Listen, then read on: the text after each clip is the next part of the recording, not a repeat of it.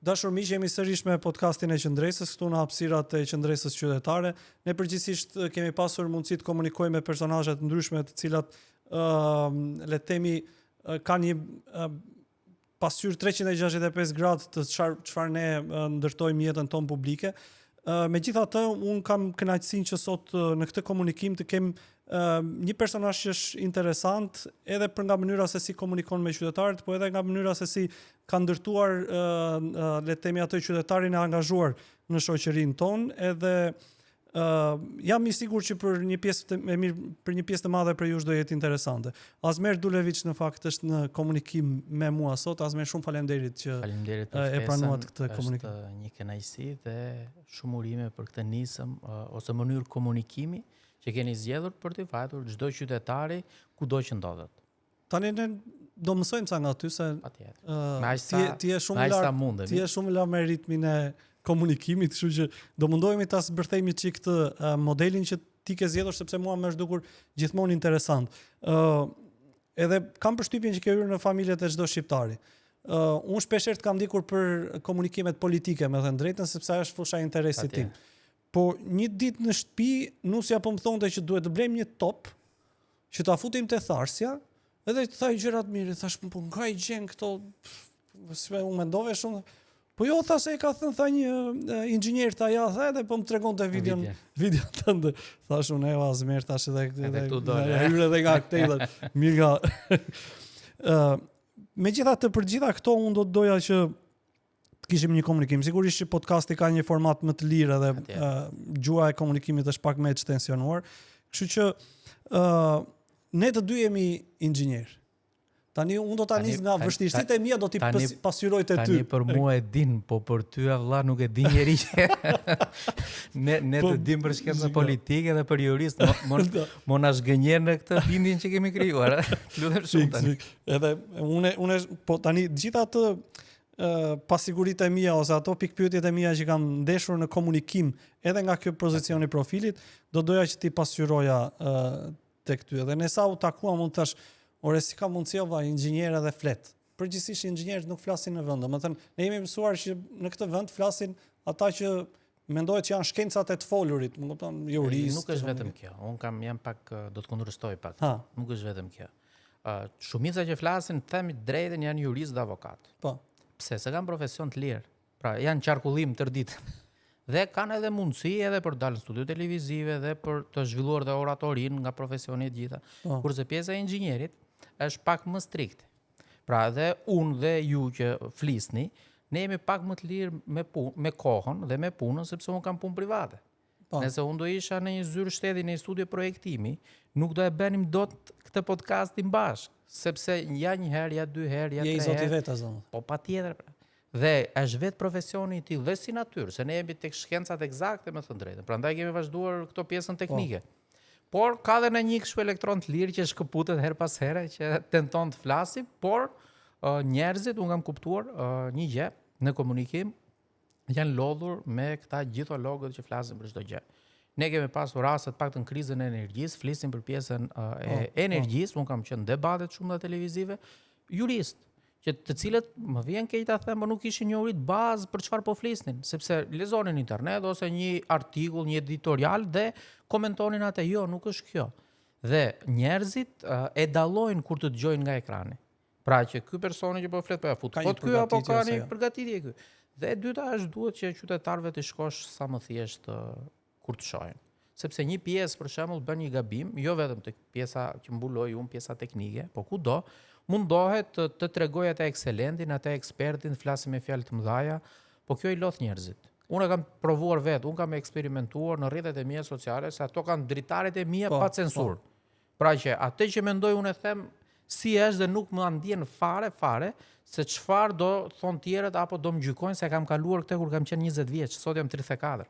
Pra nuk ndikohem fare nga kjo, por dua që ashtu si unë e mendoj, unë e them, do ketë kundërshtime patjetër ka, dhe nëse nuk ka, video nuk ikën virale.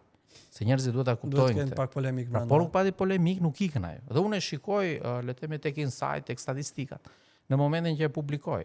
Dhe shpesh herë ato titujt i ve vet qëllimisht për të marrë, le të themi, sherr midis komentuesve. Pra në thonjza. Po. Megjithatë, unë do doja të ftoja në një reflektim, sepse ti e ke, le të themi, ndjekshmërinë shumë të lartë, edhe sepse i shërben publikut, në një farë kuptimi jep këshilla dhe informacione që janë jashtëzakonisht shumë të vlefshme. Edhe unë prej kësaj ditës së kësaj topit, pastaj kanë filluar nga që kap algoritmi, edhe ti më del mua pastaj edhe me atë kush është pinca e dur, kush është edhe ti ngec aty sepse në jetën tënde të përditshme ke nevojë për këtë edhe të shërben. Mirë, po megjithatë kjo është edhe një formë ndikimi, edhe ti e kombinon edhe aspektin profesional, po edhe aspektin e qëndrimeve, që ndonjëherë janë qëndrime përtej profesionale dhe publike. Tani kush mendon që ta jep këtë pushtetin në kuptimin e autoritetit publik për të folur? Profesioni apo aftësia për të mbajtur një qëndrim për një çështje të caktuar? Se do ta thjeshtëzoja. Ore është e vështirë ndonjëherë të thuash që edhe kjo që bën, kjo s'bën, edhe ka nevojë për një qëndrim. Shiko, po nis me pjesën profesionit, pjesën teknike.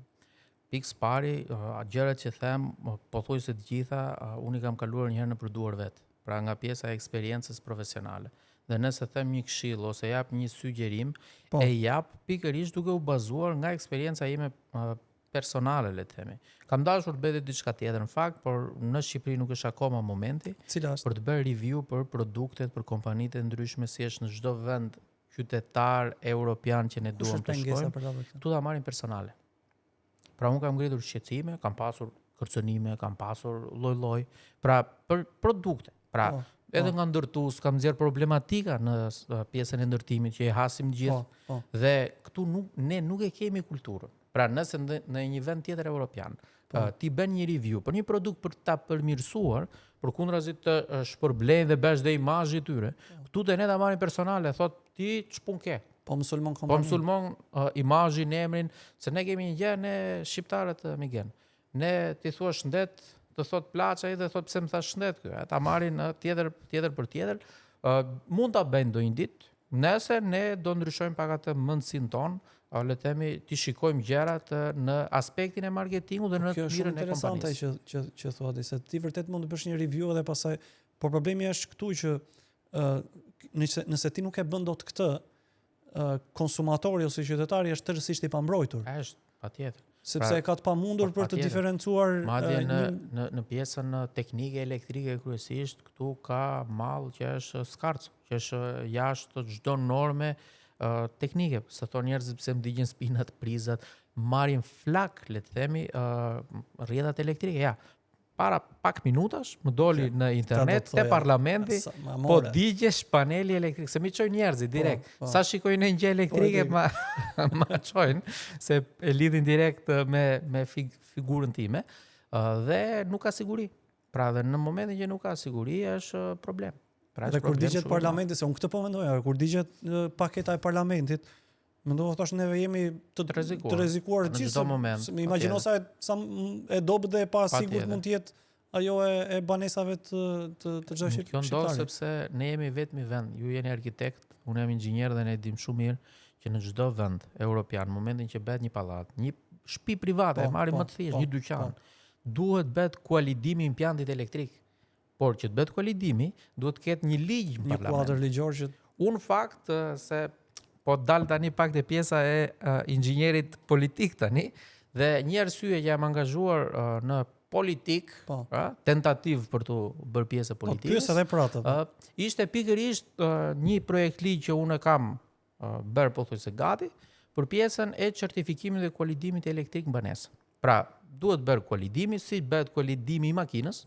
Pra çdo 2 vite ka dhe një afat edhe për pjesën e banesave, jepet certifikata që qytetarët të jenë të sigurt në banesën e tyre. Dhe çka ka ndodhur me propozimin ose me ke mundur të takosh dikë për ta propozuar? Jo, duhet o 20.000 firma nga qytetarët ose një deputet në parlament, po i duket e pa, unë kam konsumuar fakt disa biseda, por i duket si e pa rëndësishme se nuk e kuptojnë.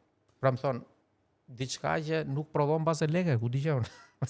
Po jo mos e këta zyrtarët, po t'ja çosh, kam shtypin që do fillojnë ta shikojnë si një xhep plus, se do thonë me këtë do marrim do jap se kjo do doj një lloj licence të posaçme për inxhinierët. Jo, zgjedhet kollaj punonjësit e OSHS të shtetit që janë. pa kosto Kush ka ekstra, kualifikim? po patjetër. Pra thjesht ata duan kualifikuar që të përdorin aparatet që të bëjnë kolidimin dhe zgjidhet shumë kollaj po mungon vullneti. Dhe e dyta ka qenë për këto rrjetat e merimangave, këto kabujt që janë varur mes qyteteve që na duket shpeshherë sikur jemi në Bangladesh dhe jo në Tiranë, në qytetin e teknologjisë europiane, se kështu kemi marrë një çmim para ca vitesh. Unë kur kam qenë student, kam jetuar këtu te kompleksi Alili dhe aty tek kjo Selvia. Po. Atje ka qenë kështu. I ke akoma. Selvia dhe Merimang. Një pjesë i ke akoma. Pati një lloj investimi aty për ta sistemuar para ca kohësh, shpeshherë ose them drejtën se duhet përshëndetur ndonjëherë kur ka dhënë një punë të mirë. Vetëm në disa lagje të Shkodrës janë bërë disa ndryshime.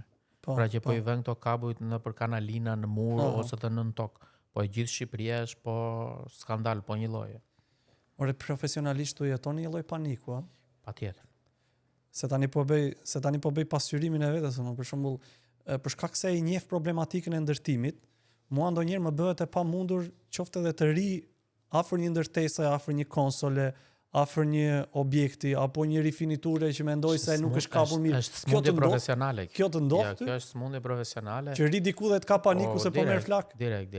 E kam ku do madje ku shkoj, gjë e parë që shikojmë vën syt instinktivisht tek pjesa e panelit elektrik apo tek këto kabujt e zhveshur e gjitha me radhë dhe mendoj këtë tjetër, them këta banorë që jetojnë këtu nuk janë të sigurt sepse pjesa më e madhe, madje unë ju sidoj edhe juve. A dini ju në banesën tuaj keni instalimet elektrike, impjantin elektrik në rregull, keni tokëzim, a është testuar ai automati diferencial? Asme, po çfarë thonë këtu ne jemi gjithë populli elektricista. Për shembull, mua kur bien këto automatet, ishte interesante një herë sepse s'po e zgjidhja dot. Zbret një komshi dhe u bëja 3 komshi aty, asnjëri me përgatitje teknike, edhe fustim duar që të bënim edhe këtë.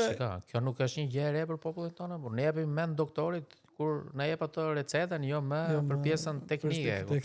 Këtu është e megjithatë, asmerë kur shikon edhe mënyrën se ti po më tregoje pak edhe atë shtrirjen e komunikimit që ishin 14 milion shikime në Instagram, edhe po ashtu në 7 milion në Facebook, pa llogaritur TikTokun se e hap me VPN. Se e kemi të bllokuar deri në fund vitit. Pra, se nuk e kemi zyrtare. Edhe VPN-ën po e ke të blerje në rregull. Po, të bler sepse ka një rrezik tjetër se të hyn telefon është më bet tjetër. Ti si e nuk ka qenë gjithmonë kështu për ty? Ti ke pasur këtë? Do më them prej sa kohë është ti ke këtë formë komunikimi? Do ta tregoj se po më pëlqen shumë pjesa e bisedës, se jam shumë i çlirët, si e kam nisur. Në fakt, kjo ka nisur rreth 2 vjet e gjys më përpara. Unë kisha në Instagram rreth 200-250 ndjekës. Njerëz që i ndiqja që më ndiqin mbrapsht. Komunikime normale. Shokët e mi, njerëzit e mi, kaq. Dhe në ato momente vllai Saidi kishte filluar në rrjetet sociale dhe ishte ndër të parat që ishte bërë shumë viral për ato këshillat për telefonat, për kompjutrat, shumë, dhe po i rritesh puna, biznesi. Ndërkohë që unë kisha hapur biznesin, isha kthyer nga emigrimi, bëja sponsorizime, pagoja shumë lek në Instagram, nuk po më kthehesh në punë, dhe po më dukesh tash ora dale se do marr çanta do iki prapë. Pra do iki prapë në emigrim. Dhe mbaj mend kam thënë vllajt, i thash, "Ora më jep në këshill." Çka këshillë do më thënë? I thash, "Po si ty e ikin videot shumë, postimet shumë." Dhe këto të mia i thash nuk ikin. Edhe më tha, hapur fare, më tha, "Ma jep pak telefonin." E hapi telefonin, faqen time. Unë ç'a bëja, dile me ndonjë debat televiziv. Prisja në video unë që si ishte asprone ime, video ishte televizionit. E nxirja, e kupton, bëjmë 10 like, 20 like, nuk hecin ato, janë lodhur njerëzit. Dhe më tha drejt, Azmerta, me thënë drejtën, tha dhe këto që po thua ti as unë s'tjap like. Po ç'a të bëj thash? Folta për profesionin tënd. Në fakt, thash, ora ç'a do flas? Po e jepi tha, a ka për të folur tha, kjeti tha. Dhe në fillimet e mia isha pak në dilemë, Miguel. E kam nisur me videot e para, nuk më hecën, shumë teknik. Se inxhinier pra, do mbaja atë stekën lartë me formula, me pam zero dështim, ishte një dështim. Dhe prap Saidi më tha, ora tha, Tregoj, burr gjëra të thjeshta shpjegon fizike gjëra, tha, janë lodhe njerëzit, tha, ata s'po i mësojnë shkollë, tha, do i mësojnë nga ty në Instagram, ore janë terezitin. Dhe gjë e parë që kam bërë, video e parë ka qenë si lidhet një prizë. Kam pas siklet, se po e them drejt fare, se tash tani unë jam inxhinier, por tani kjo është elementare, e kupton? Po ç'ke bëj, tha, po kështu se e di ku e kisha problemin. E kisha problemin ç'a dokumentonin njerëzit. Dhe ky është një gabim. Ky është bariera e parë. Ky është një gabim që e kanë shumë veta, të cilët tentojnë të bëhen publik, qoftë në rrjetet sociale, qoftë në televizion. Dhe ajo që më tha dhe vllai më tha, në momentin që do zgjedhësh që do dalësh, ti duhet ti heqësh këto barriera, sepse përkundrazi lere mos i hy fare. Po mirë, nëse shiko tani kjo e heqjes së barrierave nuk është fjalë goja. Patjetër. Do vetbesim shumë të madh. Një kjo histori është shumë frymëzuese sepse njerëzit përgjithsisht mendojnë që nëse s'janë deri 25 vjeç ose nëse s'kanë qenë dikur njerëz që kanë folur publikisht, ata i vën kapak dhe mendojnë që kur mund të mos bëhesh. Kam nis 30 vjeç. Mund të jetë për disa i rit, për disa pak më vones, po 30 vjeç, sot jam 34, pak a shumë, që e kam nis në dalje televizive, të më drejtën, në intervista teknike. Ajo ka qenë, le të themi, fillimi i daljeve publike që unë kam pasur, por të them të drejtën, po flas për qytetarët që na ndjekin, që mund të kenë një biznes, një faqe, një diçka që nuk i hecën. Dhe shpesh herë edhe shpenzojnë, e kupton, me sponsorizime, qoftë edhe me reklama, ka ikur koha e këtyre. Nuk shikon njeri me televizor. Madje shumë që po na dëgjojnë e mbajnë televizorin thjesht si mobilje aty, nuk e ndes njeri me, sepse nga mëngjesi në darkë ka vetëm politik. Dhe nuk rri njeri aty të njëjtat figura. Madje ndonjëherë i ke edhe 2 persona në 2 televizione ngjoja live. Dhe duhet të orientohen drejt rrjeteve sociale, sepse njerëzit aty janë. Shiko, është interesante se kur më kujton këtë që janë në të dyja vendet live, më ka ndodhur një herë mua, kështu që diku isha live dhe diku ishte me regjistrimi isha në një të kohë, u bëra me unë atë kohë nga bryli, thënë, shife më ky si ndodhet ky në të njëjtën kohë. Po ndonjëherë është problemi i medias si nuk është e sinqert për të thënë që ku është live dhe ku s'është live. Unë kam edhe komunikimin kur doja ta ndërtoja me ty, e kam nisur në këtë lloj slogani, pra ti je pa parti, pa logo, por je me indikim të madh. Patjetër. Edhe kur je me indikim të madh në komunikimin publik, pavarësisht se kjo mund të konsiderohet një çështje teknike, unë mendoj që megjithatë aty brenda ka një angazhim politik. Pra ne jemi qenie politike, po ta vënë sipas filozofisë greke dhe e the shumë bukur. Pra ne duam apo s'duam, ti e ke përvetësuar këtë dimension. Patjetër, sepse ne që në momentin që çojmë mëngjes, që çojmë fëmijët në shkollë. Kemi trafik. Nuk ndalon njëri te vizat e bardha, semaforët s'punojnë, pusetat mungojnë, që mund bjeri fëmijë brenda. Arsimi pastaj është çështje tjetër që ju e njihni shumë herë më mirë se unë, se jeni ekspert në atë fushë. Pra problematikat. Dhe normalisht çdo njeri është qenie politike. Pastaj tjetër kush, mënyra se si ti zgjedh dhe transmeton, dikush diskuton te lokali lagjes, dikush në familje, pra nga problemet politike në vendin ton deri te ato problemet ndërkombëtare, se ne flasim edhe për politikën ndërkombëtare, pra Trumpi, Putin, jemi ekspert në këtë fushë dhe duam apo nuk duam, ne jemi, le të themi, qenie, si e tha ty shumë bukur, qenie politike. Por gjithsecili pastaj dikush ose le të themi zgjedh që të jetë më aktiv, dikush tjetër më i stepur, ose dikush mundohet që të ndikojë deri diku në zgjidhjen dhe ofrimin e ofertës politike, dikush tjetër do të marri ta përfitojë këtë nga dikush tjetër, dikush është thjesht votues. Ka dhe nga ata që nuk votojnë dhe thjesht shikojnë spektator. Pra gjithsecili është i lirë, por edhe duke mos u angazhuar dhe duke mos votuar ti prap, je duke bërë politik. Politikën e le të themi neglizhencës dhe ti je indiferent dhe thua I don't care, nuk duhet pa ndjen fare. Duke lëshuar terren. Edhe në këtë çështjen e komunikimit unë doja të pyesja, ka pasur kur ti ke pasur këtë lloj ndikimi në shoqëri, kur kanë qenë të parë që janë bërë xhelos për kjo pjesa e xhelozisë ndodh kudo, Miguel. Nuk e shmang dot këtë. Këtë do ta kesh në familje, do ta kesh në shoqëri, do ta kesh në punë, në politik pa xhelozi nuk ka. nuk është politik. Në politik nuk ka shok, nuk ka miq. Në politik ka interesa dhe egoizëm nga gjithë secili. Kush thot ndryshe, më vjen keq ta them, por mashtron publikun dhe mbi të gjitha mashtron veten e vet. Sepse çdo kush që hyn politik ka një ambicie. Se po s'patë ambicie për çfarë po hyn. Çfarë të gënjejmë njerëzit tani? Si jemi profet. Ka ikur kjo kohë, ka mbaruar, është mbyllur ky diskutim. Pra, çdo kush ka le të themi ambicet e vet. Patjetër. Megjithatë ndonjëherë ngatrohet të qenurit ambicioz me çfarë do ti që ta arish edhe t'ja dalësh, me çka urente tjetri. Edhe ndonjëherë xhelozia është ti nuk ke ambicie për t'ja kaluar, po ti ke xhelozi që ai të mos jetë aty ku është. E di ku është problemi me ne?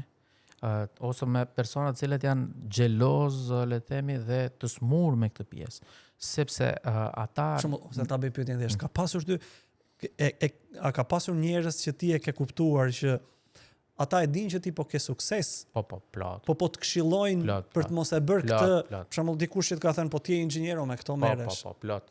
Po nuk dilet to kështu tani. Mos dil kaq shpesh, e ke parasysh. E ndërkohë që ti rritesh, ata duan vetëm të të frenojnë, të të marrin për poshtë. Në momentin që ti nuk ke ndikim dhe je zero, ose nëse po e marr një shembull thjesht.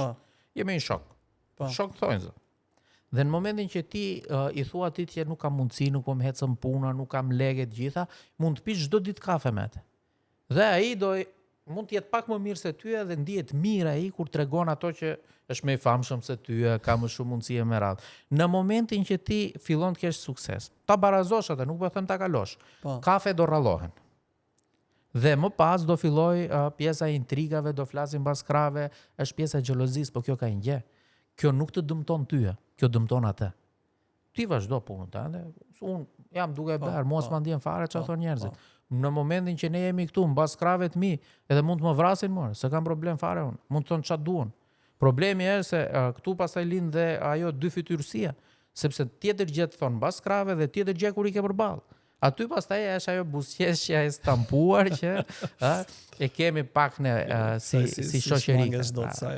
Por nuk shmanget dot kush nga fjalët. Nga fjalët e njerëzve nuk kanë ose nuk janë shmangur profetët e Zotit.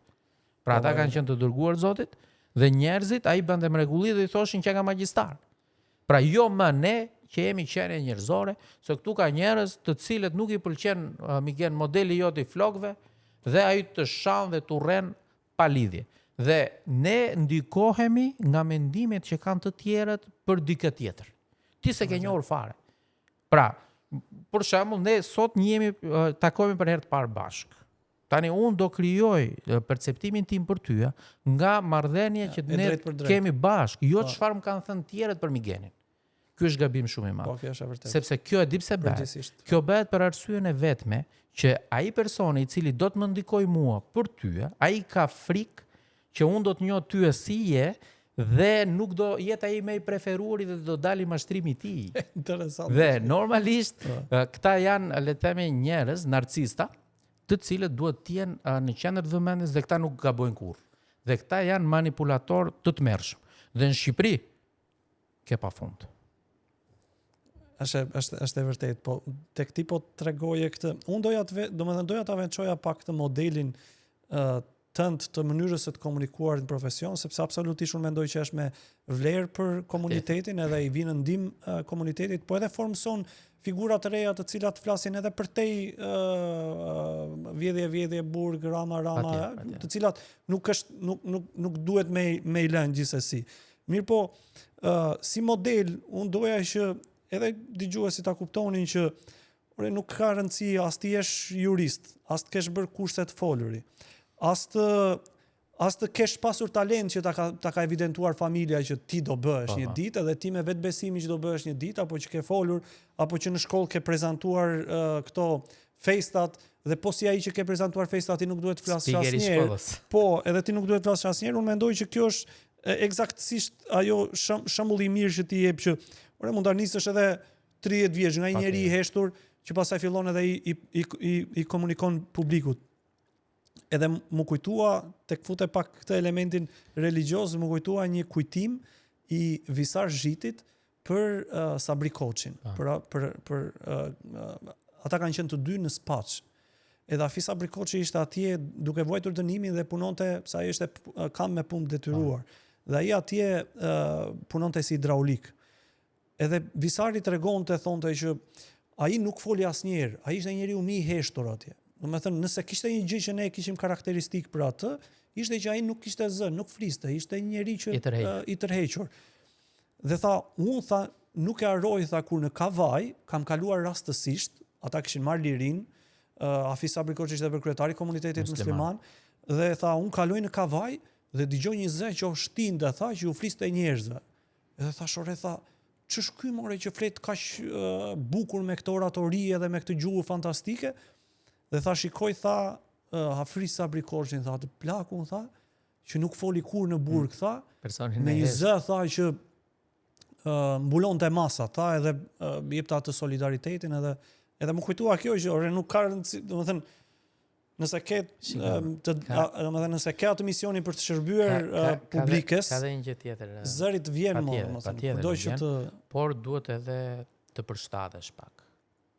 Ne këtë kam pak edhe personale nga pjesa e fushatës politike. Këtu bëhesh fushat akoma me flet palosi. Dhe mua më thoshin gjithë, Azmer ç'a bën, nuk merren votat duke folur bukur dhe me rrjetet sociale dhe duhet flet palosje, ndërkohë që unë i bëra thjesht për adet le të themi, e kupton, por si e pash alternative komunikimi. E pash në ditën e parë që tentova, edhe thjesht po vëzhgoja ç'a bën, me ershin e hiqshin koshin e parë, lekt humbura kot. Dhe e dije që arma ime e fortë ishte pjesa e komunikimit.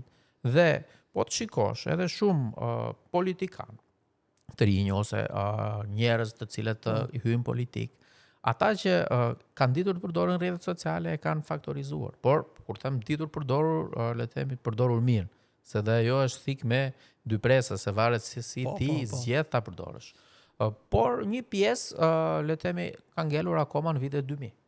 Pra, politikanë vjetër, fare, nuk i njohin fare, thjesht kur i përmendet emri, mbahet mend ndonjë histori që mund të ketë ndodhur në ngjarjen vitit 97-2000, ndërkohë që ne jemi në 2025, pra duhet përshtatesh pak. Azmer, po për ty si erdhi ky angazhimi në parti politike, le të themi, ose në politikë? Në politikën e mirëfillta të partive politike. Me thënë drejtën, se unë mendoj që ti ke bërë politik mjaftueshëm dhe vazhdon bën. Patjetër, unë politik do bëj sa të kem zë. Pra, mjafton një njerit më dëgjoj, unë do bëj politik ashtu si unë e mendoj. Në parti, le të themi, kodi elektoral në Shqipëri është pak i çuditshëm dhe i vështirë. Nëse del si kandidat i pavarur, le të themi, janë njerëzit pak skeptik. Potenciali zero. Është e vështirë, them realitetin. Pra them realitetin dhe patjetër duhet të bashkohesh në parti politike. Dhe normalisht, kur bashkohesh në një parti politike, duhet kesh të njëjtat ide, të njëjtat mendime, gjitha me radhë. Dhe është një farë bashkëpunimi, një kontratë bashkëpunimi punë. Absolutisht, po, një lloj kompromisi. Pra, është win-win. Është win-win. Dhe në momentin kur ti shikon që nuk ka më pastaj e njëjta sinergji ose e njëjta linjë, ti shkëputesh dhe vazhdon misionin tënd, një lloj si bëra unë në rastin tim konkret. Pra, kjo është e gjitha ajo pse unë u bashkova një parti politike. Pra, për të kandiduar, bëra disa ide, kontribova në programin. Si e kujton tani? Shiko, është një eksperiencë, sepse çdo gjë në jetë që ndodh është një eksperiencë për të mësuar. Pra, çka ka kaluar, ka kaluar. Mësove shumë gjëra? Patjetër shumë. Pra, nëse do kthehesh ambaz, do bëhesh shumë gjëra ndryshe. Por kjo ka ikur. Nuk e di nëse do ketë ndonjëherë. Do bëhesh shumë gjëra ndryshe? Po shumë gjëra ndryshe në pjesën cilat ishin ato mësimet kryesore dhe pastaj tani duhet që edhe komunikimi me njerëzit, nëse do të fitosh, duhet përshtatesh pak, unë vërtet thash që duhet i vëm pak ndryshe qytetarëve, po duhet të kthehemi pak tek politika reale në Shqipëri. Se unë bëja fushat sigurisha në Gjermani. Pra nuk të kuptonaj qytetari që ke përballë. Pra nëse ti i flet, madje po tregoj një rast me disa mbështetës që kisha. Ti mendon që ishte vetëm problemi jote kjo apo i gjithë kampit, i gjithë partisë? Po ku do të them edhe partitë e reja ose të vjetra? Patjetër. Ka një gabim dhe ato, por unë po flas në personin tim. Kam pas një takim me disa mbështetës në një fshat të Lushnjës dhe është le të themi gjëja më e bukur që mua më ka lënë shenjë në pjesën e atij angazhimit tim të vogël që modest. Dhe më thonë inxhinier, po ti çfarë do bësh? Edhe i thash, shiko, unë do jem zëri juaj në parlament. Këto rrugët me probleme, gjërat që keni, unë do t'i ngrej në parlament, por punë nuk ju gjej dot. Rrugët unë si shtroj, ujë nuk bie dot. Lek t'ju jap nuk kam sepse po vi me benzinën time me lekë dhe mia valla. Pra, i kam duart me kallo, kam lënë matrapikun para dite, grupin e punës dhe kam ardhur. Po kur ja thash këtë, e vura re në fytyrat e tyre, nuk foli kush, sikur u vrejntën pak. Se mbas e prisnin që ti ma shtroje unë. Se do kënë vajt tjertë para me, ose mbas. Do i thënë, ti pun, vjen vllai tyja direkt. Kam premtuar parajsën para te. Dhe unë nuk e bera këtë. Dhe absolutisht duhet kisha qenë pak më diplomat në këtë, nuk po them të gënjerë, se nuk e bëj atë, se unë ja tek jam sot. Por duhet kisha gjetur një formë tjetër, sepse njerëzit, psikologjia njerëzore do të dëgjoj ato që i pëlqejnë. Se ti po t'i thuash një të vërtet, ti do bësh shumë armiq. Pse? Sepse ai do të dëgjoj atë që do ai valla, dhe pse e di që po e gënjen apo e kujton në formë, e kujton me zhgënjim këtë, apo e mendon që sa shumë energji duhen harxuar për të eksploruar rrugë të tjera. Patjetër, edhe energji, nuk po them zhgënjim, por le të themi kjo tregon fakt dhe realitetin ku jemi ne. Dhe un kam frikë se kjo gjë do vazhdoj dhe në vitet e ardhshme. Sepse këtu personat të cilët kanë mendim, që mund të kenë një profesion, shtresa e mesme, po largohen me qindra çdo ditë. Dhe kush po ngel këtu? Po ngelin ata personat të cilët shpresat i kanë thjesht të politika për një vend pune. Dhe ai person, ai mund të ketë mendim, por nuk ka zë. Pse? Se nëse ka zë, atë e heqi nga puna. Dhe po e hoqë nga puna, la kalamajnë pa buk. Tani kjo e kalamajnëve nga puna, i ndodh atij që është në, domethënë, një që është në administratë të heqi nga puna. Po dhe ne të tjerët që rojmë jo me punë shteti, nuk është se shteti s'na ka në dorë. Patjetër. Që do të thotë kur ai thot se bëj unë se më heqin nga puna dhe bëhet ti që ti ke biznes, po dhe ti ke tatime mbi kokë, më kupton, nuk është se ti je i pambrojtur nga dhuna e di pse po qesh, sepse para se të vija këtu më çon dikush një mesazh në Instagram pikërisht për këtë që ti po thua, unë do ta tregoj për një problematik në ku e kam këtu qarkun e Shkodrës, ku është një gabinë elektrike me probleme dhe më thot të lutem anonim. Dhe tani çfarë do thuash kësaj? Se s'duhet ta nxjerr me pra ai ka probleme me energjinë elektrike. Është banori aty fshati. Nuk është as në punë, as gjë, as ku di unë. Mund të ketë në i qunë teze në administrata, në i qunë halë në Tiranë, që s'ka lidhje fare me te. Dhe a i ka të frikën, thot anonim. O zotri, ti ke probleme me dritat. Ti ke dritat. Të vjen tensioni ullë, të digjen elektroshtëpiaket. E ke rrugën cop-cop. Ke probleme të tjera. Dhe ti thua anonim. Pra, po nuk fole ti për problemet e tua, do flas unë? Po.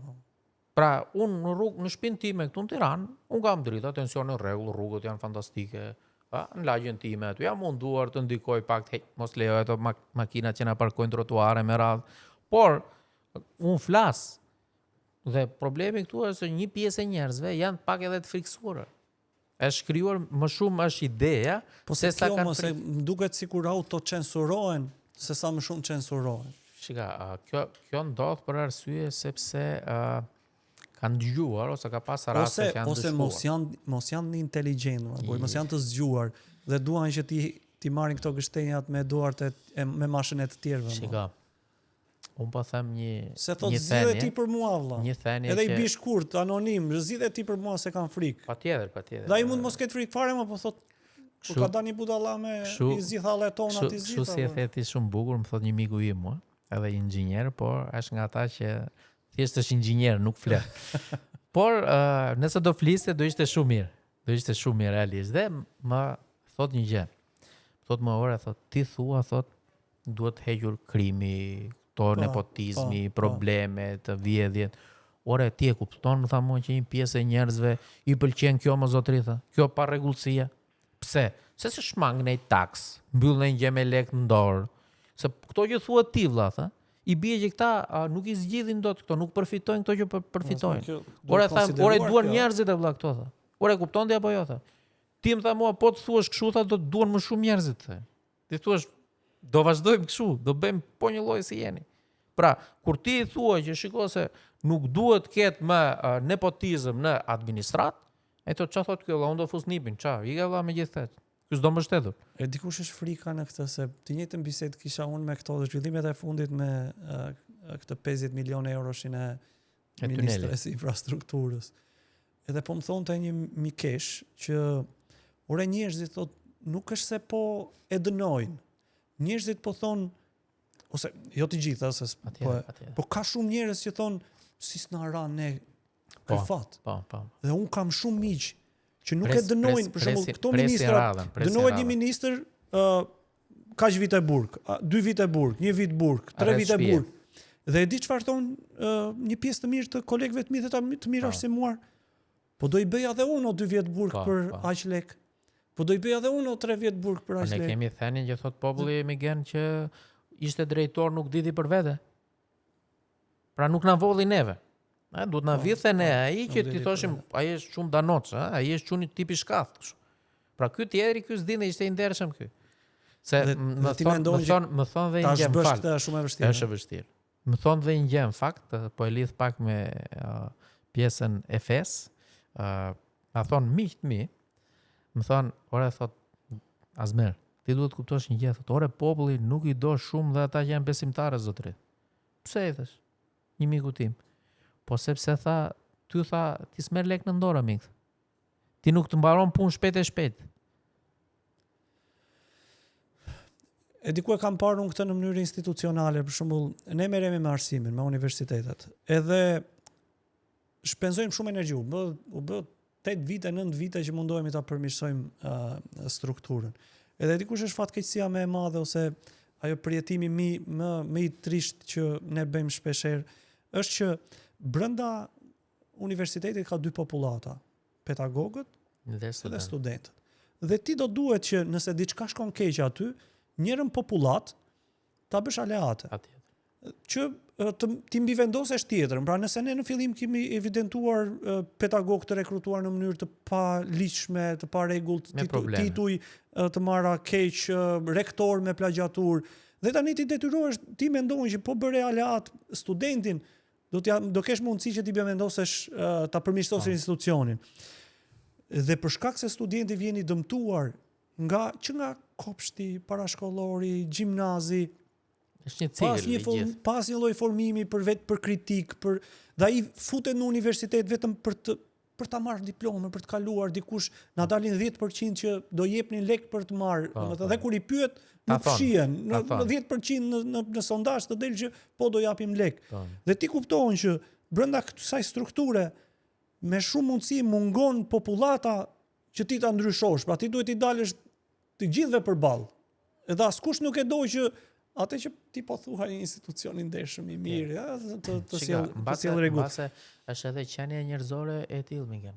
Se ne kemi rastin e profetit Mojsi, i cili kur shpëtoi popullin e vet nga faraoni, dhe po ecnin në shkretir për disa ditë në kushte të vështira, ishte një sprov për ta, dhe një pjesë e njerëzve që i shpëtoi nga ata po thoshin të paktën faraoni na jepte bukë. Ai shpëtoi nga tirani. Që i vriste, i dhunonte me shekuj. Pra, kjo do ndodhi gjithmonë. Pra, kjo do ndodhi, do doj breza të ndryshoj. Bëre mirë që e solle këtë, se kam përshtypjen që është sakrifica dhe betejë që elita duhet të kryejnë për vendin e tyre. Një pyetje kam unë për ty tani. A ka elit këtu te ne? Po unë mendoj që ti je elit. Patjetër, por edhe shumë miq të mi janë elit. Po a flasin, a angazhohen? Këtë pasaj jam dakord me ty. Sepse ma kam bërë si pyetje mua. Më thonë pse intelektualet nuk angazhohen politikisht. Themi gjaun, e di që populli nuk të kupton ty si intelektual, po të vesh në fshatrat e Pogradecit. E kam nga eksperienca. Pra, pak të në qarkun tim të Fierit. Nuk të kupton. Ai do atë nivelin e vetë. Nuk të kupton ai. Thot u bë ky, se ka dhe një xhelozit të brendshme të fshehur të njerëzve. Një person I cili është I pa rrirë në jetë. Dhe nëse të shikon ty çdo ditë në televizor, të shikon që të njohin njerëzit, shikon që ti ecën në jetë, ai krijon një xhelozi të brendshme, thot t'japun votën këtij të bëhet ky, më mirë po votoj këtë tjetrin që ose nuk e kupton, nuk të kupton dot mesazhin edhe thot nuk të kupton dot. Dhe shumë intelektual që përfshihen politik, le të themi e kanë atë kohën e përfshirjes shumë të shkurtër. Pra si hyn, ashtu edhe dalin. O Asmir, ti ke ndonjë kështu këtë kjo mos hyrja në këto partitë politike ose mos qëndrimi gjatë në partitë politike. Nuk po ta bëj për nuk po ta bëj për sulme se unë jam vetë në parti politike, po gjithsesi mendoj që ne ose gjithkush mbase duhet të ndërtoj një lloj kontributi në këto partitë politike. Në partive politike ja kemi lënë njerëzve që, domethënë, si çan do të bën një preveprim, 2 veprim dhe pastaj ikën dhe edhe ata aty nuk kanë mundësinë për të përmirësuar pastaj. E mendoj shpesh ndonjëherë këtë. Mingen. Ma thonë dhe mua shpesh pikërisht këtë që ju thatë. Asmer mos do ishte më mirë që të luftosh, qoftë edhe brenda llojit. Po. Por problemi është tjetër kund. Në momentin që ti hyn në një parti politike, ti mendon se ke të njëjtat ideale, të njëjtat gjëra, të njëjtat mendime, të njëjtat aksion politik dhe që ti kundërvihesh ose të mbrosh tezat e tua ose edhe të ndikosh deri diku, ti duhet pak të kesh edhe anën financiare pak të fortë. Kjo është vërtet. Në partitë e reja, po kjo është vërtet. Çdo gjë bëhet me lekët e tua. Po. Mos të harrojmë që këta politikanë e vjetër kanë nga I ndërtues nga mbrapa, kanë favore dhe ne qytetarët e din. Nën mos e din, kanë dëgjuar.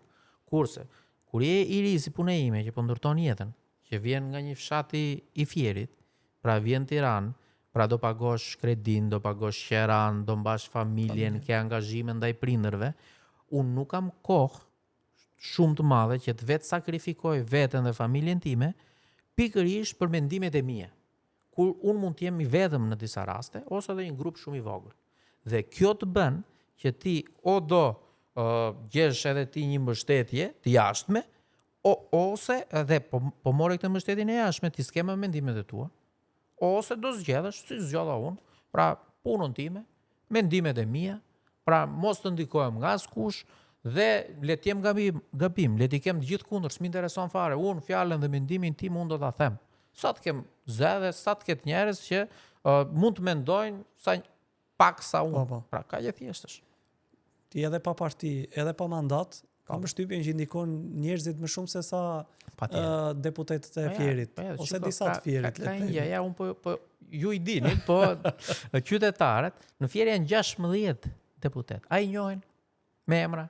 Ti 16. Sa janë bërë shumë të famshëm, Varet për çfarë bësh. Jo, varet për çfarë bësh. Se kemi edhe në TikTok të famshëm ne, po ndikojnë të rinjt e nxënësit me sherrët me thika, Pra varet për çfarë ti ndikon, për çfarë flitesh. Se ka edhe nga ata politikanë që dalin kudo, po kur vjen puna, po të hapësh komentet, nuk gjen një koment pozitiv. Unë nuk e quaj ndikim këtë. Po, e vërtetë. Unë e quaj shkatërrim imazhi. Asmer, shiko, unë se do më ikte pa e përmendur, një detaj shumë interesant ishte edhe ajo beteja e vogël që ti bëre me muzeun e Vienës. Do më thënë, ti vajta atje, e peshë, si thua, përkrenarja dhe shpata e Skënderbeut nuk mante titullin e dur dhe përshkrimin e dur, dhe sa shqiptare kanë vizituar atë, dhe mbas edhe nuk dhe ju mungon të ky lloj modeli, që ti tregove, që ti shkon një gjë që nuk shkon, ose në interes të vendit tënd dhe të komunitetit tënd do duhet të jetë ndryshe, dhe drejtë mori merr një hap, e ndërtove një peticion, I komunikon drejtuesit dhe shiko për sa pak gjë ka pas nevojë. Shiko, ka një gjë, sepse komunikimi ndodhi me një austriak. Unë vura për dieni dhe presidencën tonë dhe ambasadën shqiptare në Vjenë. Besoj janë shqetësuar shumë, Zero përgjigje. Bashk me Ermal Peçin, mikun tim, i cili ai në fakt ishte personi që më dha idenë e peticionit. Po. Pra unë shkova, isha me një grup miqësh, e nga vura shumë re si e qytetar, that, dhe gjë e parë, tash ore, po prite një sekondë vëlla. Se këta thonë nga janë prodhuar armët, materialin ku janë farkëtuar, po ky Skënderbeu kush është? Nga ta dije i kinezi që vjen këtu, që kishte me qindra me Po mira, dhe shqiptarët vizitor. ishte ai që Se shqiptarët unë kisha vënë dhe persona VIP-a këtu tani. Veni bëni foto, selfie, dilte bukur, kaq. Por po pritet zotëri.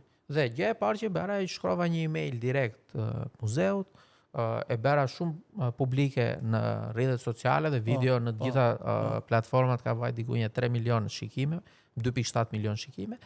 Dhe Ermali më tha Zmerda, shikota se me këto vendet europiane funksionon pak edhe me shkresa, me peticione, me bëjmë diçka, e bëm peticionin, u firmos paka shumë ja 4.000 mos gaboj qytetar, ja dërgova peticionin, pada komunikime dhe insistova pak me thënë drejtën që të bësh për festat e fundvitit. Pra e kisha pak dhe sfid personale. Këta nuk mendova të thëmë drejtën që do zgjidhesh aq shpejt se për 2 muaj. Vura ndjeni presidencën tonë, institucionet, dhe ajo që ndodhi që e pan gjithë shqiptarët, ata e korrigjuan, pra dhe i vun emrin dhe titullin herojit ton kombëtar, se këta e bëra edhe për një arsye tjetër, unë jam musliman, praktikant, për treguar që shiko, herojnë kombëtar nuk kanë përkatësi fetare. Pra, ai është heroi jon, na personifikon, kudo që vede e njohin Gjergj Kastriot Skënderbeun, si dhe shumë dietar të tjerë musliman, pra kemi Mehmet Ali Pashën në themelusin e Egjiptit. Kemi Nasruddin Al-Albani në botën e islame ose të lindjes mesme që këtu të ne nuk e njohin dhe nuk e kanë vlerësuar. Këta janë figura, pavarësisht besimit tyre fetar ose historik. Kanë nderuar komunitetin ton, kombin ton. Po patjetër, pra na përfaqësojnë gjithë dhe këta duan nderuar dhe absolutisht nëse për vitin 2025 sfidë e imja personale, le t'i lëm zgjedhjet me një krah, është kjo që ndikova sadopak që t'i vendosësh emri herojit ton kombëtar ashtu si duhej në Muzeun e Vjenës. Unë them të përgëzoj edhe ishte një element i jashtëzakonshëm, unë gjithmonë po edhe për këtë detajin që ju e shtuat që heronjt e vendit ton vlerësojnë të vlerësohen pavarësisht le të themi besimeve tona, dhe ishte një gjë e jashtëzakonshme që me reagim gjërat marrin jetë. Migen, ne bashkë me Ermalin kemi bërë një gjë shumë të madhe. Ne kemi fshirë dhe kemi nxjerr nga loja shumë aludime të vendeve tona fqinje që nuk na duan, që thonë Skënderbeu është serb apo është grek. Tashme është mbret i shqiptarëve pik. Dhe i shqiptarëve të Kosovës. Patjetër. Ishte shumë interesante.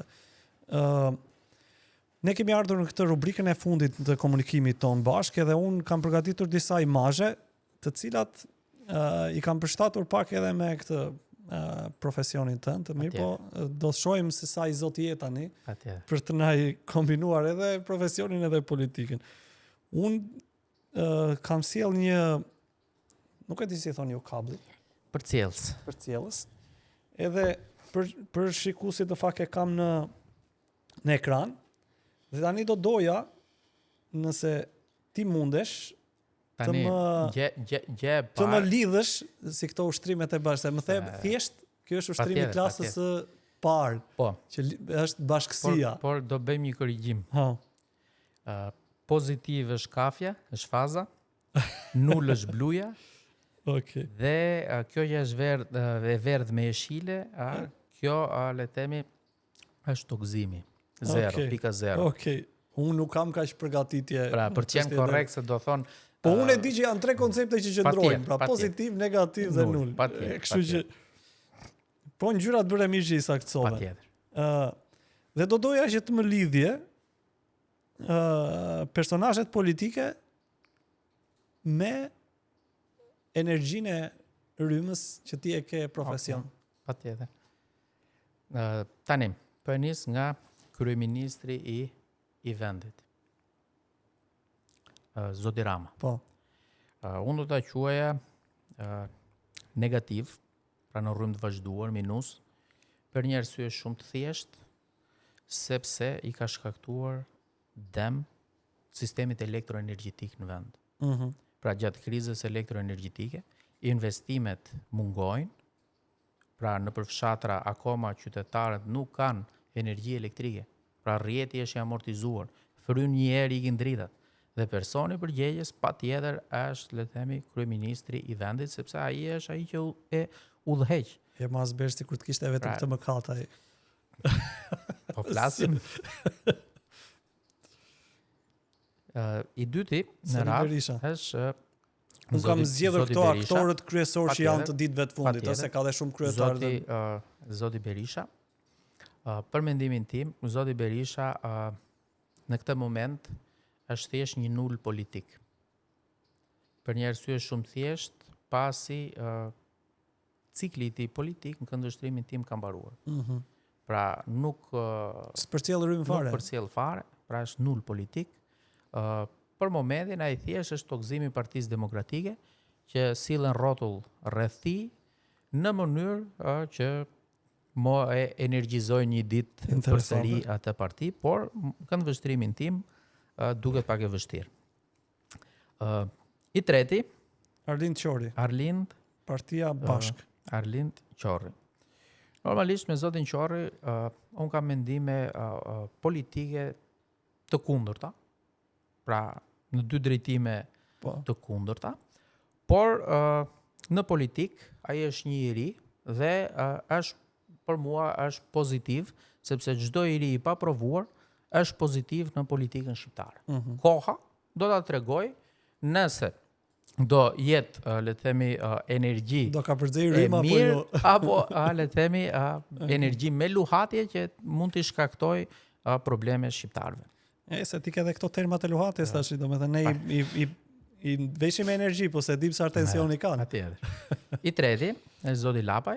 Një lloj si thash për zotin Qorri, edhe zoti Lapaj, është i rim politik. Koha do ta tregoj nëse do jetë pozitiv, negativ apo thjesht një nul politik dhe koha do jetë treguesi më i mirë për ndikimin që do ketë në politikën shqiptare. Por sot e çojmë te pozitivja? Po e le të pozitivja gjithë të rinjt.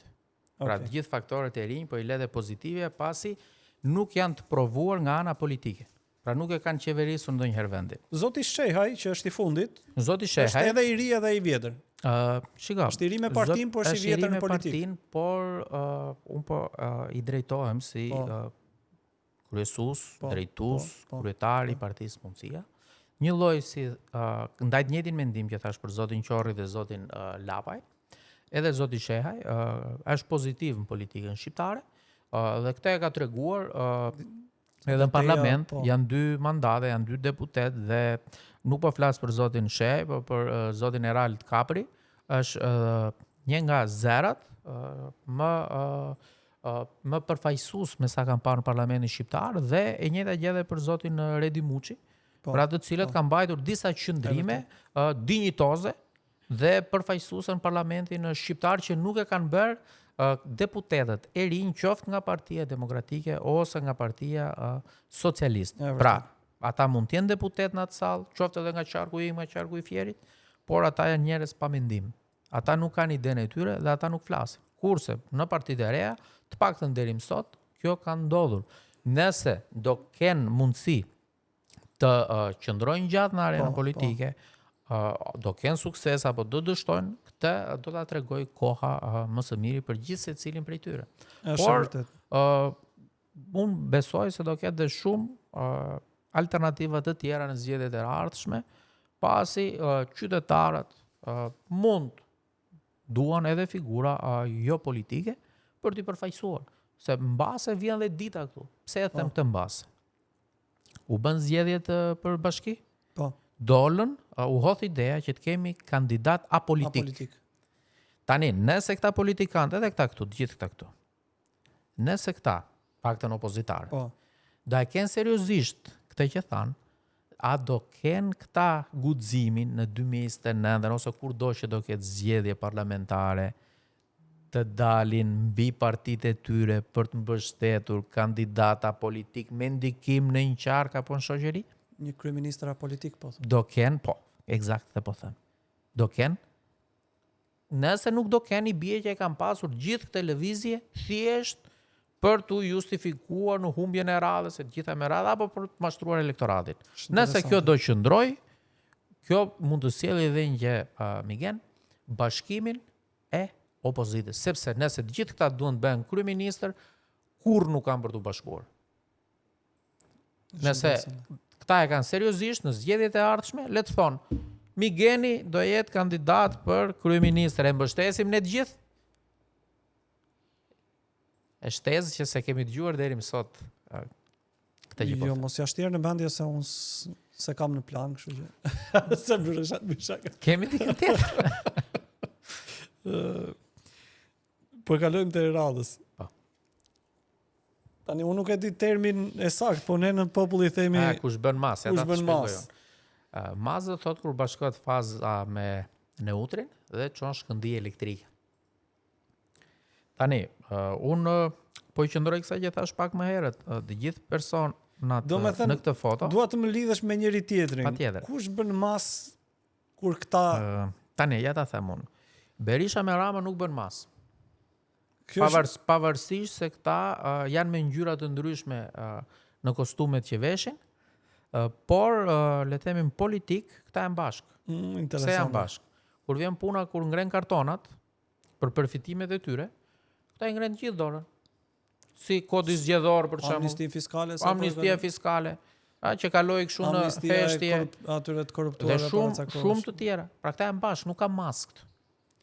Tani po marr dy të parët, zotin Berisha dhe zotin Rama me tre kandidatët e partive të reja që janë potencial dhe kandidatë për kryeministër në vendin tonë, në të ardhmen. Normalisht janë kundër, pra bëjnë mas, por masa është shumë e vogël. Pra është e papërfillshme. Pra që të bësh mas të madhe, duhet mbushen sheshet. Nëse nuk mbushen sheshet, pra absolutisht që nuk ka qenë masa ashtu si duhet. Është interesante se tash që po e diskutonim, në fakt këta të vegjlit, tani që po e mendoja, këta të tërë kanë bërë mas nga pak me njëri tjetrin. Gjithë. Për shembull Adriatiku me Gronin kanë bërë mas.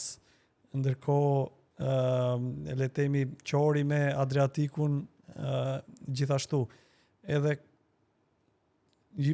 ti po thoje që këta duhet të lejnë së provuari me njëri tjetrin. Nga masa nuk lind energji elektrike, lindin vetëm probleme. Digjen për cilësi. Dhe qytetarët nëse shikojnë një mas, largohen. Se këta duhet kuptojnë këta politikanë tanë. Masa mund të duket e bukur natën si dritë, po kur afrohen njerëzit dhe shikojnë masa aty ka rrezik dhe ikin. Dhe njerëzit po ikin. Këta nuk e kuptojnë mbase, po kjo edhe që po bëjnë, edhe me protestat veçanta sot, që t'jemi konkret, këta po bëjnë mas. Unë e kisha një këtë pyetje, po thash, s'du ti rëndoj këta opozitarët, sepse se cili nga një datë, se cili nga një orë. Edhe po më shkonte mendja, thash, unë gjithmonë kam dashur që t'ishoj këta të bashkuar, kështu që e vetmi alternativë është ta bëj turizëm këtë javë, ti u shkoj të tërve nga ti bësh qokën i bjesh. Ti bëjmë qefin. Po për ti thënë që ju mund të rini të veçuar, po ne që po ju ndjekim të njëjtët njerëz jemi. Patjetër. Shiko, e vetmja shpresë që mund të ketë në vendin tonë, që mund të ketë protesta që të kenë ndikim, për çfarë bëhet protestë? Protesta bëhet që të ndikojë për presion. Është presion. Në momentin që nuk ka popularitet, tani duhet mendojmë pak, po prit mos ka ardhur momenti që njerëzit nuk duan më t'i prijin politikanët. Se un kam një merak tjetër se shpeshherë kur bëhen dhe protesta ose thirrje nga qytetarë të lirë. Po. Këta duan t'i marrin vëmendjen e bon. Duan t'i mbi vendosen. Ka pasion. Dhe njerëzit largohen, njerëzit nuk janë budallënj miqen. Se bën një gabim shumë të madh tha politikanë e rinj. Këta fajsojnë njerëzit. Kjo është vetvrasje politike. Kjo është qytetari nuk ka asnjëherë faj dhe gabim dhe pavarësisht se nuk e kupton e gjitha me radhë. Ti binde zotri. Nëse ti nuk e bindesh fajot, mbase si e për politikë, ik vazhdo, hap krahun vjen tjetri. Po jo ta kritikosh ti, Pse unë jam i pari. Po të hysh në rrjetet e mia sociale që kam uruar kundërshtarët e mi mbas 11 majit për fitore. Pra jam i pari, pse? Sepse në fund ditës ata do ngren kartonin edhe për mua aty në fjer. Pra ç'është kjo? S'më votuar mua tani dal të shaj unë. Një lloj gjuhë urrejtje thuaj pa vend. Po jo, sepse kjo është hipokrizi. Ti këta që po shan sot nesër i thret në protestë, Do t'i kërkosh votën. se ti po i thua patronazhist. Ti i thua njerëz të paguar, njerëz që vetëm shajnë, njerëz që vjedhin. Dhe nga ana tjetër i thua që të vinë në protestë dhe të majtët dhe socialistët. Të vinë dhe ata demokratët, vinë dhe qytetarët e lirë. Po ku? Si do vinë njerëzit? Pra duhet të largohet kjo mundësia e ndasisë politike. Pra nëse duam që t'i japim një alternativë vendit, sepse të përçarë e provuam ne. Më pëlqeve që e veçove këtë si çështje, sepse edhe mua gjithmonë më ka bezdisur, më ka lodhur kjo kjo polarizimi edhe kjo gjua me tradhtar nuk më pëlqen. Domethënë, kjo është politik, ngjarje duhen lexuar. Sigurisht që ka momente ku nuk shkojnë, dikush të pret në besë ose jo, po është çështje që ti duhet ta marrësh shumë seriozisht, jo për t'ia hedhur njerëzve pasaj për ta konsumuar, sepse kjo nëse një çështje tradhtie ti mund ta trajtosh së brendshmi, ti japësh zgjidhje, nëse e hedh në publik, ajo mund të bëhet një ortek urrejtje ku njerëzit shkatrojnë fate, familje, njerëz. Të merr para. Edhe po të merr para dhe ti nuk e vetot nuk e kupton fre pasaj. Nuk e kupton dot. Po edhe un kam pasur mundësi të artikuloj edhe publikisht në media kombëtare që duhet jemi të kujdesshëm që gjua të mos fajsoj popullin për qëndrimet e tyre. Domethënë ne jemi un kam thirrur protesta vet. Dhe mbas çdo proteste ku s'ka pas njerëz, jam ulur të kuptoj ku nuk shkonte mesazhi, si nuk e bëra gjëndur, sepse është vetëm mënyrë të përmirësosh ka një gjë përmirësosh veten, nëse se bëjmë, ikim pak me këtë që the. Ti e ke bërë sepse e ke bërë një thirrje qytetare për të nxjerrë më të mira dhe si të përmirësohesh. Në politik nuk e bën. Në politik ka kaluar 6 muaj nga zgjedhjet, nuk është bërë një analizë, ore pse nuk fituam, pse dështuam. Këndvështrimi tim është dështim, nëse ti nuk realizon objektivat. Dhe tani edhe realiteti.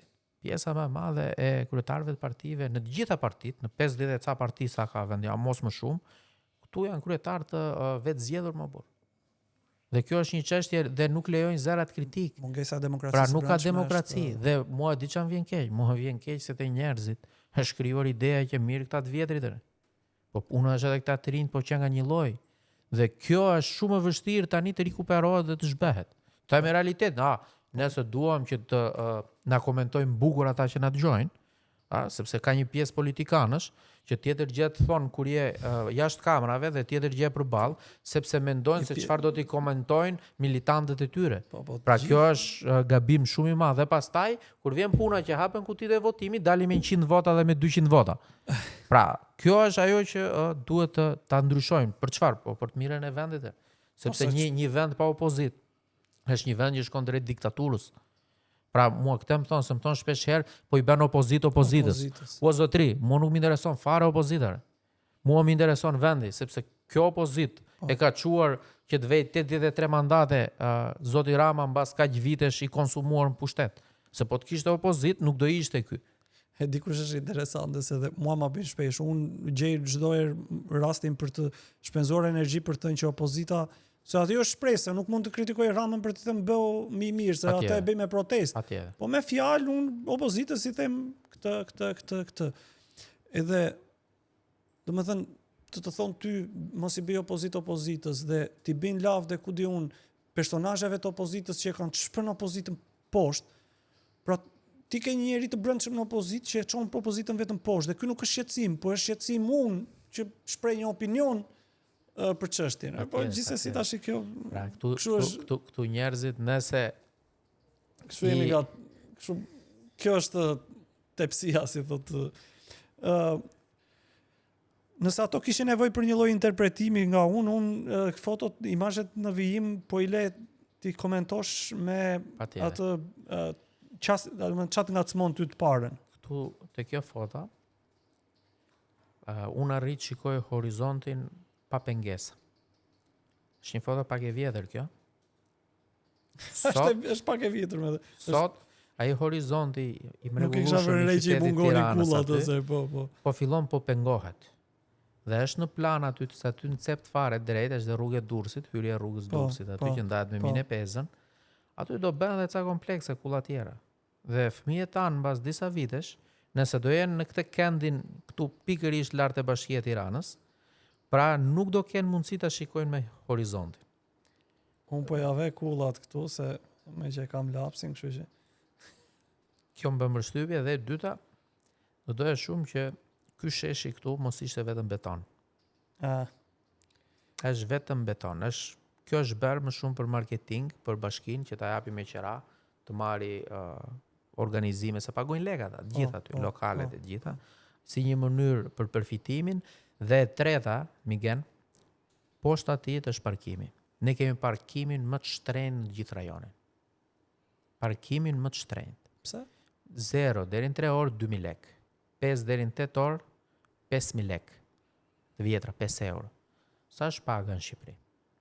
Gjithë ta qytetarë që punojnë, jemi në qendër Tiranës. Ku do e lënë makinën? Pra është jashtëzakonisht shumë. Dhe gjatë natës, Atina është më shtrenjtë. Jo, ka një gjë. Në fundjavë ke pa lek.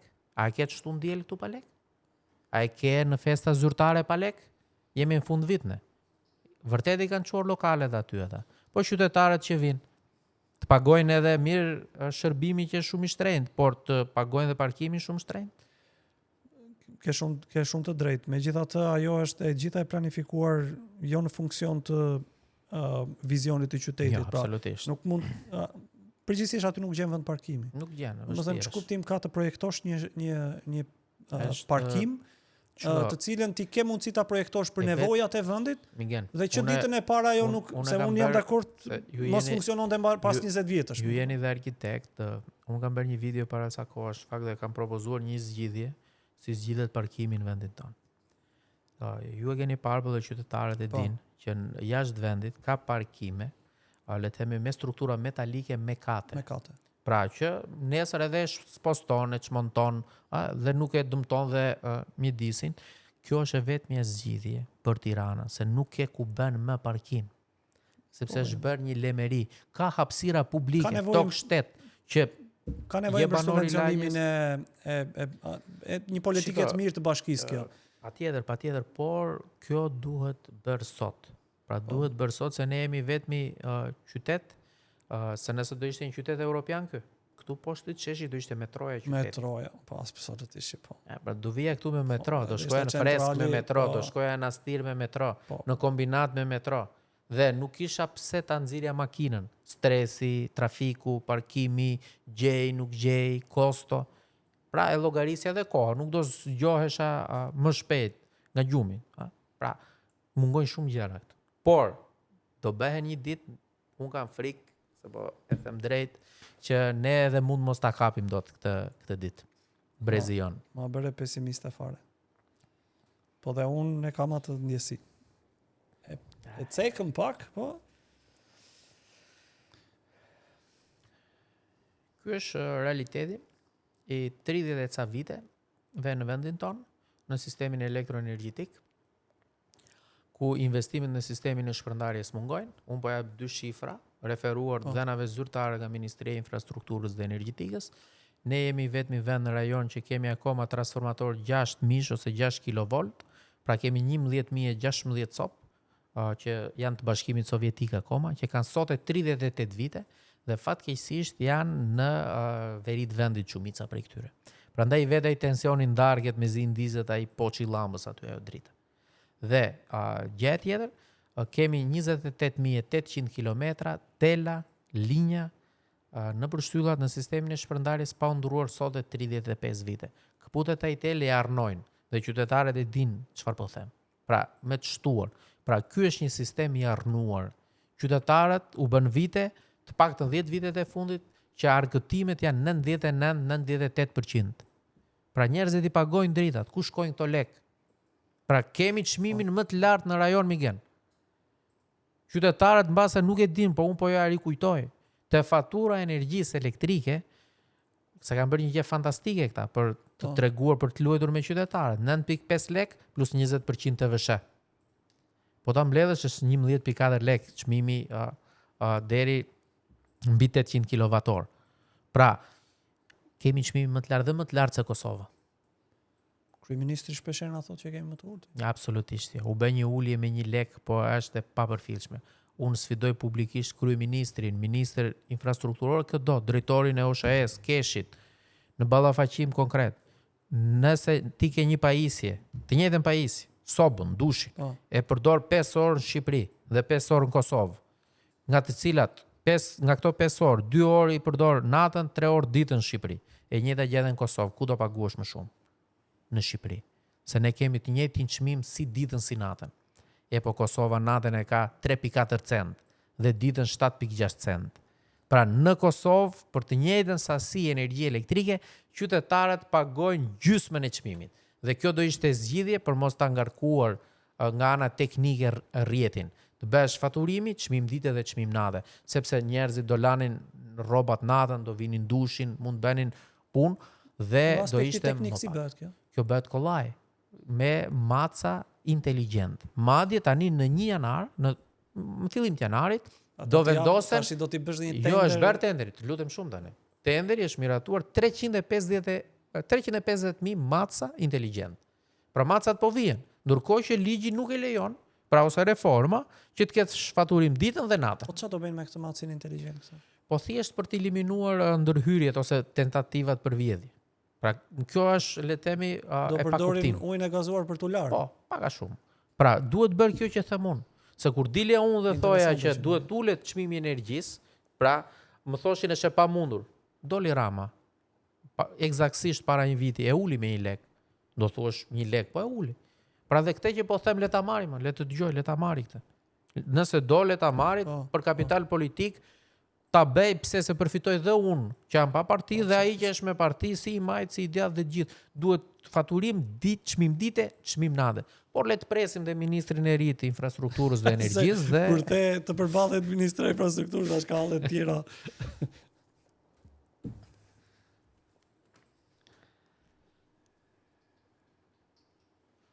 Kjo është një llampë incandescente. Ma ka për kështu teknikisht. Se pa të përprisja, do të thënë si do i qasësh. Normalisht, ky është simboli i dritës. Kryesisht për shqiptarët. Ky është simboli i varfërisë në vendin tonë. Ky është simboli kur këtu ikshin dritat dhe ishte koha e gjeneratorëve. Po pse simboli i varfërisë ky? Sepse kjo është llamba më e lirë që përdoret nga qytetarët. Kjo bën 500 lekë të vjetra. Se sot kemi llamba LED, llambat LED janë të pasurve, në thonjza, dhe këtu është një llambë e ndezur dhe një llambë e figur. Llamba e ndezur është akoma shpresa që kanë qytetarët e thjeshtë të këtij vendi që ky vend do bëhet një ditë. Llamba e figur është e qindra mijëra miliona shqiptarëve që e kanë figur dritën që ky vend do bëhet dhe kanë marrë valizhet dhe sot na dëgjojnë nga emigrimi. Dhe që kjo llambë të ndizet është jo e vështirë, po super e vështirë. Si thot popën, ai kanë fikur llampën. Eksakt. Azmer, unë të falenderoj shumë. Ishte një bisedë jashtëzakonisht unë e shijova edhe kam përshtypjen që kemi thënë disa gjëra që qartësojnë disa gjëra për dëgjuesit tanë. Unë të falenderoj shumë dhe çdo dritare komunikimi me qytetarët i bën mirë qytetarëve. Të dëgjojnë dhe diçka ndryshe nga ajo që dëgjojnë në përditshmërinë e tyre. Faleminderit. Nga ulërimat e parlamentit. Mirë, unë duke falenderuar Azmerin sigurisht që ju leju takimin e radhës në komunikimin e radhës në Qendres me podcastin ton, çdo të premte ora 8 e darkës. Faleminderit.